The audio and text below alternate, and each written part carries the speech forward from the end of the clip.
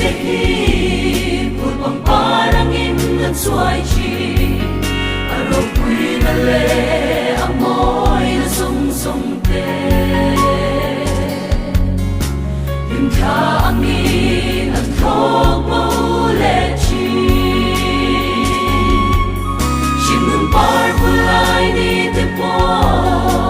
suai in muan an liam chi mang ngai lem rua lung tu ten muan an liam a le she om a hian lal pa i ram ka ngai mang nge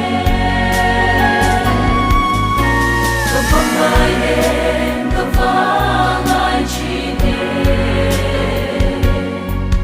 kun le kun mi te an sol ka ram nuam su sa tuan